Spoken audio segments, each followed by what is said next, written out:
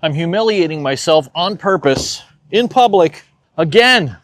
Once again, going out in public with my camera and my microphone, talking in front of people who are all staring at me and watching me, intentionally embarrassing myself. Last week, I went to my local mall in my town, which is a pretty big-sized town, but it seems like the mall is dying, so it wasn't quite so bad as this. This is a very packed and jam-packed mall. This is called Sawgrass Mills Outlet Mall in Sunrise, Florida, and it's quite crowded and there's a billion people around, and that's just the way it's going to be.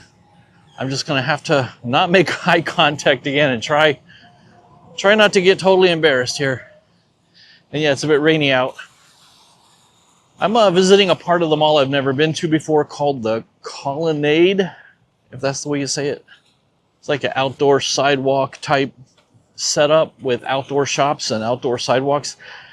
As you remember last week when I went indoors in the mall, I got stopped by the mall cop and she wasn't very happy with me. Sorry, Kim, the mall cop supervisor. They have a pretty nice parking garage here. I thought about parking in there, but kind of wanted to park out in the open. So I figured coming to the outdoor sidewalk mall thing, first of all, I've never seen it. Thought it might be a good idea just to scope it out and check it out and see what it's like. And the thing is, it may not be near as crowded as I thought it would be, seeing as it's rainy outside today. So we'll see if this is a total bust or if this is a good idea. There's a family walking up ahead of me on the sidewalk here, and I'm intentionally not avoiding them. Normally I would stop walking and let them get away from me and then walk by myself, but I'm here to embarrass myself on purpose, remember? If you didn't hear it from last week, I strongly believe that embarrassing yourself on purpose, putting yourself in embarrassing situations, you build up an immunity to being embarrassed. It's a way to become unembarrassable. So that's what I'm out here doing. I'm walking next to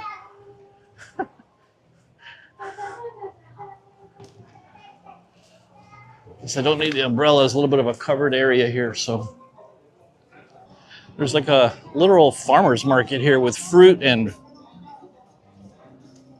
pastries and honey. And as usual, the biggest problem with going into a public space like this is the copyrighted music that's always playing all over the place. But I'm accomplishing my goal. People are staring at me. I'm talking my way through the crowd and see people over at restaurant tables watching me go by. There are people watching and I'm the people that they're watching.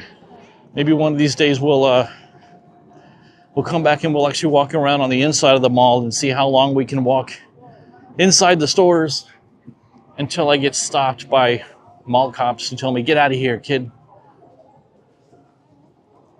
Got like a Mexican seafood and grill here. It's pretty nice. With French and British tablecloths for some reason. Explain that to me. I can't explain it. And as usual, walking up behind people, you go faster than the crowd ahead of you. And you got to either try and get past them or get around them.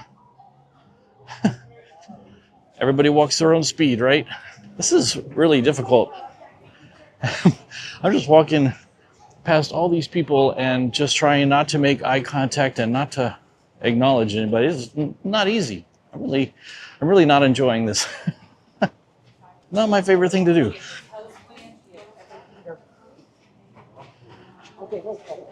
Occasionally make contact at somebody, eye contact at somebody, and then glance away and not look back because it's embarrassing. Which is good. That was the point. So there goes mall security. I just passed mall security and apparently they don't care out here. Maybe he's just too busy flirting with her. I wonder how busy these places are. This is a Saturday afternoon.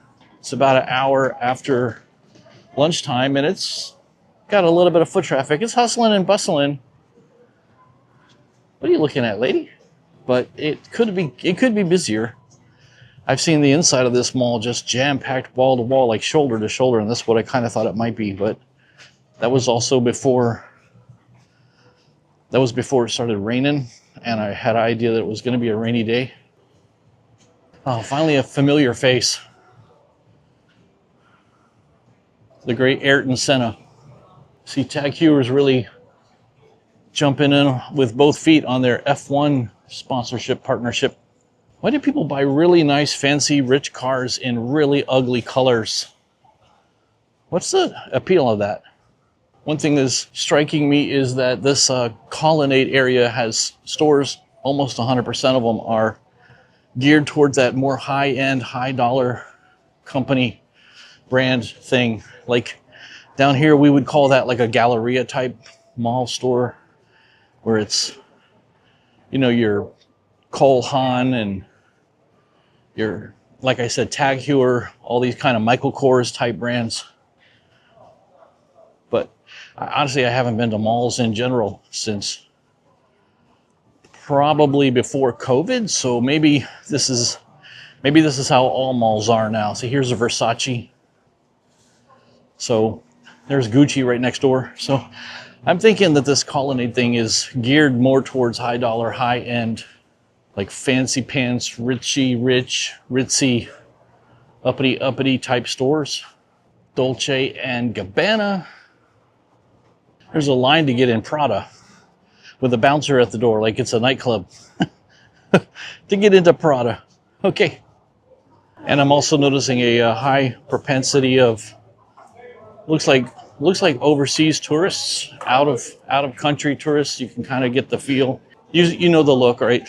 The European or South American international tourist. That's definitely a vibe here. I'm in fact hearing a ton of languages as I walk past people. And the other giveaway is the logos on the shirts of guys that I know from watching Formula One, etc., are European known brands, but stuff that you normally don't see in the United States as a brand that somebody likes usually, like Emirates Airlines or Aramco. These are brands that advertise highly in Formula One and FIFA, soccer, but they're not brands that you're going to see on an NFL broadcast, you know? All right, I kind of made my way to one end and then back down the other, so pretty much going to call it quits. I think I've accomplished my goal of getting highly embarrassed. I did not enjoy this one bit, and yet I know it's doing something on the inside of my brain. This camera kind of works as a rear view mirror too. I can see if anybody's behind me by looking at the camera. That's a clever trick. So I guess I didn't need the umbrella. Better safe than sorry, I suppose. You're driving on the wrong side of the road, dude.